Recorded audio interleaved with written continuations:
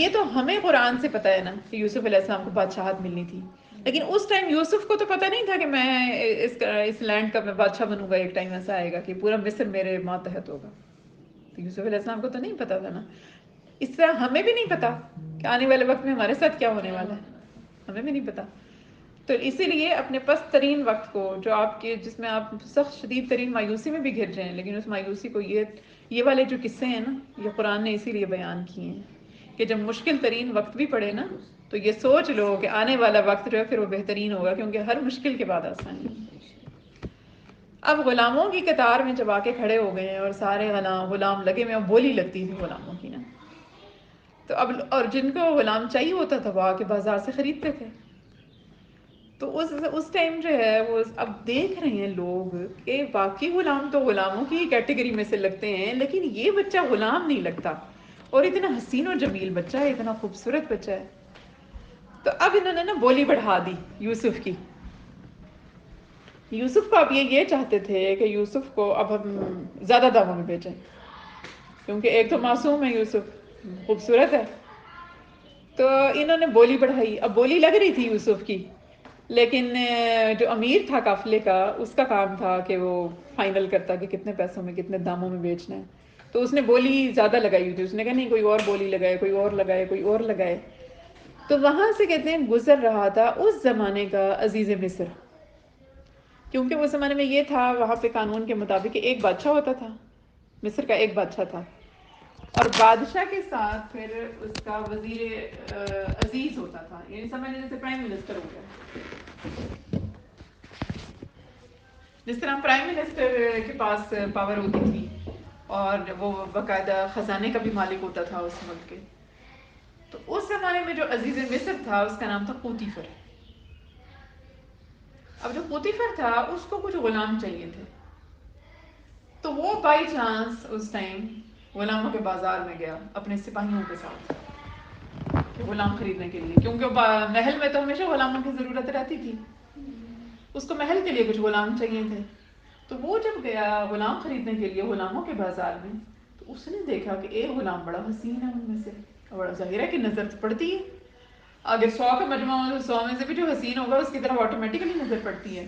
تو وہ تو غلاموں کی کیٹیگری تھی، تو اس میں تو چاند کی طرح چمک رہے ہوں گے یوسف علیہ السلام.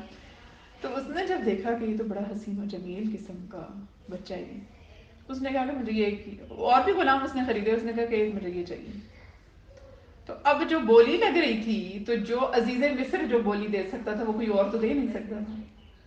تو جتنی بولی یوسف علیہ السلام کی لگی اس سے 2 گنا عزیز مصر نے بولی لگائی پھر اس کی. تو جو امیر تھا قافلے کا اس نے پوتیفر کو بیچ دیا غلام. تو یوسف علیہ السلام جو تھے ان کو خریدا پوتیفر نے، اور محل میں لے کے جانے کے لیے اللہ نے محل کا راستہ کیسے بنایا، لیکن کنویں سے محل میں لے کے جا رہے ہیں. اب جب محل میں وہ لے کے جا رہا ہے بچے میں اس کو محبت بھی نظر آئی نا، بچے سے ایک دم محبت ہو گئی ظاہر اس کا چہرہ دیکھنے کے بعد. تو جب بچے کو لے کے گیا محل میں اپنی بیوی کے پاس، بیوی کا نام زلیخا تھا، تو زلیخا کو بھی جا کے کہا اس نے کہ اس کا خیال رکھو، ہو سکتا ہے کل کو ہمیں فائدہ دے یا ہم اس کو اپنا بیٹا ہی بنا لیں. کہتے ہیں اس کی اولاد کوئی نہیں تھی پوتیفر کی، گو کہ دنیا کا عہدہ تھا، مال و دولت تھا، سب کچھ تھا، غلام تھے، اتنے محل میں رہتا تھا، لیکن اولاد کوئی نہیں اللہ نے اس کو دی تھی. تو اس بچے کو دیکھ کے اس کو لگا کہ ہو سکتا ہے کل کو ہمیں فائدہ دے گا، ہم اس کو اپنا بیٹا ہی بنا لیں. اب یوسف علیہ السلام یہاں سے اس کے ساتھ محل میں پہنچ، اب زلیخا سے تعارف ہوا. تو اس کا مطلب ہے کہ زلیخا سے کتنے چھوٹے تھے، اب یہاں سے اندازہ لگائیں کتنی عمر میں فرق تھا کہ وہ ایک بچہ تھا، زلیخا آلریڈی بیوی تھی پوتیفر کی. اب شروع میں جب انہوں نے بچے کو دیکھا تو محل کے لوگوں کو بھی بچہ بڑا خوبصورت لگا، زلیخا کو بھی بڑا خوبصورت لگا. تو اب انہوں نے آہستہ آہستہ یوسف علیہ السلام کو وہ مقام نہیں دیا جو غلاموں والا مقام ہوتا ہے، کیونکہ اس کو ان کے ذہن میں آ گیا کہ ہم اس کو بیٹا بھی ہو سکتا ہے کل کو بنا دیں. تو انہوں نے یوسف کو باقاعدہ، کیونکہ محل کے اپنے وہاں کے ادب آداب تھے کہ محل میں رہنے کا ایک طریقہ تھا، محل میں کس طریقے سے کس کے ساتھ پیش آنا ہے، باقاعدہ ایک ٹریننگ ہوتی ہے نا محل کے لوگوں کی. تو انہوں نے اپنے جو خاص آدمی تھا نا پوتیفر کے ساتھ، جو محل کا انچارج تھا سمجھ لیں، اس کے حوالے یوسف کو کر دیا کہ تم یوسف جو ہے نا اس کو تم نے ٹرین کرنا ہے اور اپنے ساتھ رکھنا ہے نا، اس کو محل کے ادب آداب سکھاؤ. تو اس کو وہ بچہ یوسف بڑا پیارا لگا. اللہ تعالیٰ نے دیکھیں کیسے دوسرے لوگوں کے دلوں میں اللہ نے رحم انڈیل دیا اور اپنے بھائی کیسے ظالم بن گئے. کیا رب کی قدرت ہوتی ہے یہ بھی. تو اسی لیے خون کے رشتے جو ہیں ان کو جوڑ کے اس لیے رکھنا چاہیے کیونکہ صلہ رحمی کا اللہ نے حکم دیا ہے. لیکن اللہ تعالیٰ کسی سے بھی آپ کو بھلائی پہنچا سکتے ہیں, اس کا تعلق خون کے رشتے سے نہیں ہے. اب وہ پوتیفر کتنا مہربان ہو گیا, یہ تو ایک رب کی حکمت ہی ہے. اور پوتیفر جو محل کا انچارج تھا وہ کتنا مہربان ہو گیا یوسف علیہ السلام کے ساتھ, وہ اس کو اپنے بچے کی طرح ہی محبت کرنے لگے پھر وہ اس کے ساتھ. اور پھر اس نے یوسف کو ٹرین کرنا شروع کیا. اب یوسف علیہ السلام جب نئے نئے محل میں گئے, کیونکہ پہلے تو بے شک آپ نبی کے خاندان سے تھے, لیکن نبی یعقوب علیہ السلام جو تھے ان کے کچے گھر ہوتے تھے, مٹی کے اس زمانے میں گھر ہوتے تھے. کنعان کی کیا سچویشن ہوگی کہ جانوروں کو چرانے لے کے جاتے تھے. مطلب ایک زندگی سے ٹوٹل ایک ڈفرینٹ لیول پہ آ گئے نا, کہاں محل کی زندگی. اول تو جو مصر تھا اس زمانے میں, تو مصر تو مشہور ایک کنٹری تھا. مصر میں باقاعدہ بڑے بڑے محل ہوتے تھے, بڑی بڑی بلڈنگز ہوتی تھیں, بڑی بڑی عمارات تھیں, اور مصر گڑھ تھا تجارت کا. شام اور مصر یہ بہت ترقی یافتہ علاقے شمار ہوتے تھے, اور جو ان کی تہذیبیں تھیں وہ بہت ڈیولپڈ قسم کی ان کی سویلائزیشن تھی. جیسے سمجھ لیں کہ گاؤں کا اور ایک محل کا کتنا فرق ہوتا ہے. تو بہت فرق تھا تہذیب میں, تمدن میں. ایون مصر کا تہذیب و تمدن تو بڑا مشہور ہے ایجپٹ کا, کیونکہ ان میں تو فرعون کے سلسلے چل رہے تھے نا. ایون آگے چل کے اگر ہم دیکھیں تو موسیٰ علیہ السلام کے زمانے میں فرعون تھا, اور فرعون مصر نے جو احرام بنائے ہوئے تھے اور اتنے اتنے پیرامڈز انہوں نے بنائے ہوئے ہیں, یہ تو بہت پرانے ہیں, ہزاروں سال پرانے ہیں. یہ تو ان کی تو تہذیب بہت پرانی تھی. تو مصر بڑا ڈیولپڈ قسم کا کنٹری تھا. اول تو ایز سچ کنٹری بہت ڈیولپڈ تھا, اور دوسرا پھر محل تو ظاہر ہے کہ اور بھی ڈیولپڈ جگہ پہ یوسف علیہ السلام آ گئے. اب یوسف علیہ السلام ہر چیز کو دیکھ کے حیران ہو رہے تھے وہاں پہ, اور اللہ کی قدرت پہ بھی یقیناً حیران ہو رہے ہوں گے, کیونکہ اللہ تعالیٰ نے نبی بچپن سے ہی بڑے دانشور پیدا ہوتے ہیں, بڑے بڑے باشعور پیدا ہوتے ہیں, ہمیشہ ہر چیز پہ غور و فکر کرنے والے پیدا ہوتے ہیں. تو وہاں پہ آئے تو اب ٹریننگ ان کی شروع ہو گئی نا. جو انچارج تھا اس نے آہستہ آہستہ ٹریننگ بھی شروع کی, ان کو لے کے گیا, ان کو ہر جگہ دکھا رہا ہے کہ دیکھو یہ کمرہ ہے محل کا, یہ کمرہ ہے, اس کو دکھایا. پھر ان کو اس جگہ پہ لے کے گیا جہاں پہ محل کے غلاموں کو رکھا جاتا تھا. اب غلاموں کو تو چھوٹے چھوٹے طاقچوں میں رکھا جاتا تھا, غلام اور ان کی فیملیوں کو, لیکن یوسف کو انہوں نے محل میں جگہ دی. تو شروع سے ہی پر آسائش جگہ پہ رکھا اور باقاعدہ بڑا وقار کے ساتھ رکھا. اور اب آہستہ آہستہ یوسف ہم دیکھ بھی رہے ہیں اس کے ساتھ ساتھ, اور ہر چیز پہ غور و فکر بھی کر رہے ہیں, اور محل کی زندگی سے بھی ان کو ادب آتا. اور کہتے ہیں جب کھانا کھایا جاتا تھا تو یوسف علیہ السلام بھی وہاں موجود ہوتے تھے, جب پوتیفر اور زلیخا کھانا کھاتے تھے. اور بلکہ ایک بار تو یہ ہوا کہ جو خانسامہ تھا, جو ان کی اسپیشل ڈش لگایا, ان کی تش کو سجایا کرتا تھا, ان کی میز کو, ان کے کھانے کی میز کو, تو وہ اسپیشل خانسامے ہوتے تھے جو بڑا کلرفل قسم کا, ان کے سامنے بڑا زبردست قسم کا کھانا لگاتے تھے. کیونکہ ظاہر ہے کہ اب ہم اندازہ لگائیں کہ پرائم منسٹر, اب آج کے پرائم منسٹر ہمارا بیچارہ بہت ہی سمپل ہے الحمدللہ, لیکن جو پہلے ہمارے پرائم منسٹر تھے ان کی کیسے ان کی ٹیبلیں سجا کرتی ہوں گی. تو جو خانسامہ ایک دن اس خانسامہ کے ساتھ یوسف علیہ السلام نے کھانا لگایا ٹیبل کے اوپر.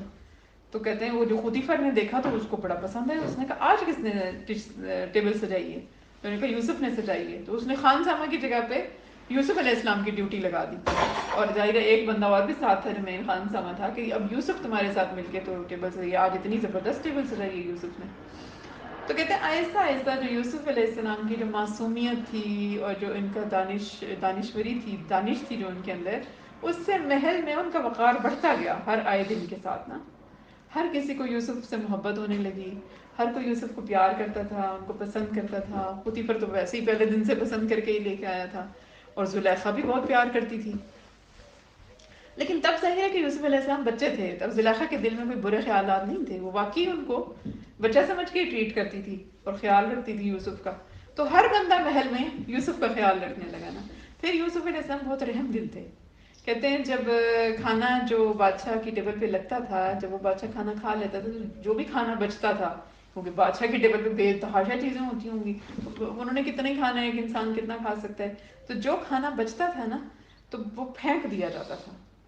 تو یوسف علیہ السلام نے ایک دن خانسامہ کے ساتھ مل کر, کیونکہ اس سے بھی دوستی ہو گئی, ہر بندہ پسند کرنے لگا نا, تو اس کو لے کے وہ کھانے کی ٹیبلیں کھانے کی جو ٹریز تھیں، تو اسے کہتے ہیں کہ آؤ میرے ساتھ، کیونکہ غلاموں کا یہ جگہ وہ دیکھ کے آئے تھے ایک بار نا، تو غلاموں کے لیے تو الگ کھانا پکتا تھا وہاں پہ خانسا میں، الگ کھانا غلاموں کا پکاتے تھے جو بہت ہی سادہ ہوتا تھا، ظاہر پتہ نہیں وہ کیا ہوتا ہوگا. تو وہ لے کے نا ٹریز تو غلاموں کے تاکچوں میں گئے، اور جا کے وہ جو سارا شاہی کھانا تھا جو بچ گیا تھا تو وہ جا کے ان میں بانٹتے تھے. تو غلام تو اشرش کرتے تھے جب یوسف علیہ السلام وہاں پہ جاتے تھے، کیونکہ ہمیشہ ان کے لیے کھانا لے کے جاتے تھے، وہی بے شک بچا ہوا ہوتا تھا، ان کو فروٹ ملتے تھے اس طرح سے، ان کو مزے مزے کی جو شاہی ٹیبل کی چیزیں ہوتی تھیں ان کو وہ کھانے کی ملتی تھیں. تو غلاموں کے دلوں میں بھی آپ نے اس طرح سے جگہ بنا لی.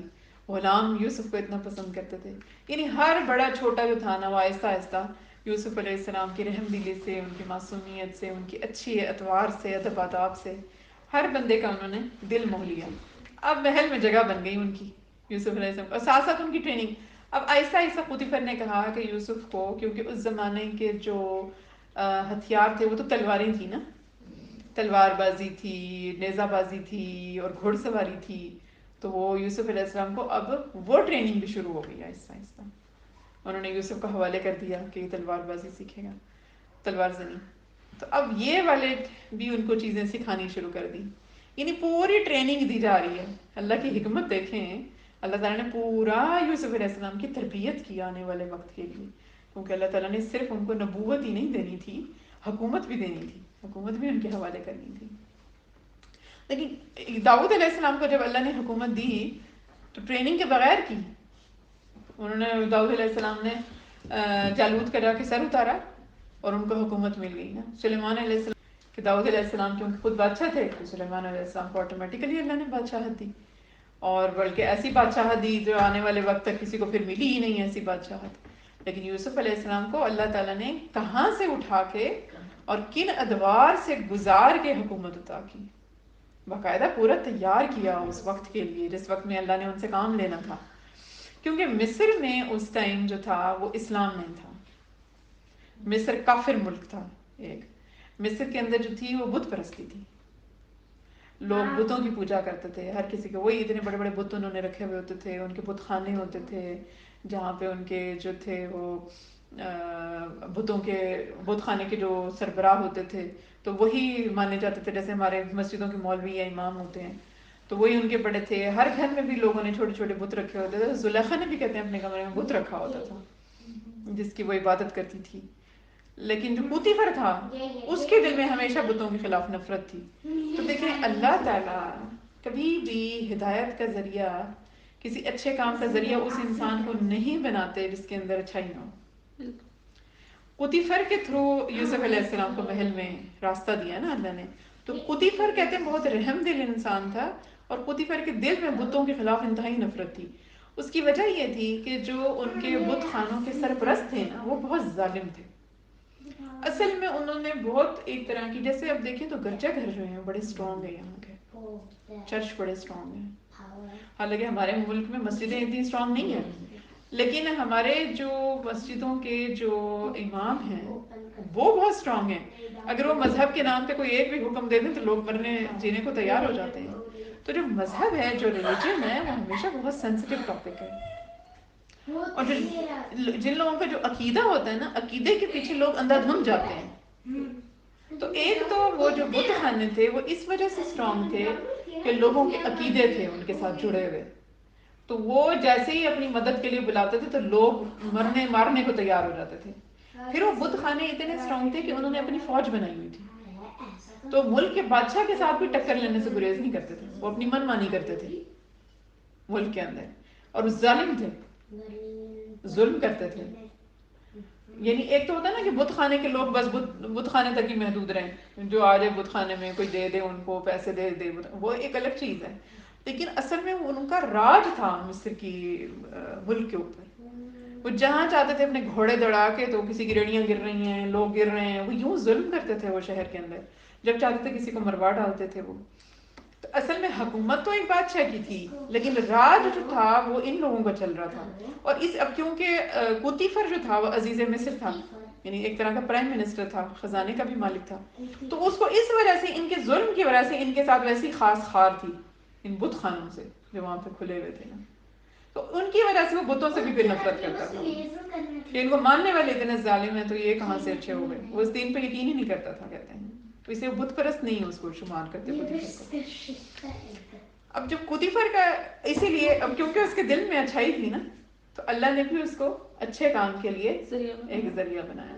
اس لیے اپنے دل کو بھی اچھا رکھنا چاہیے. اللہ تعالیٰ کئی چیزیں پلٹائے گا آپ کی طرف.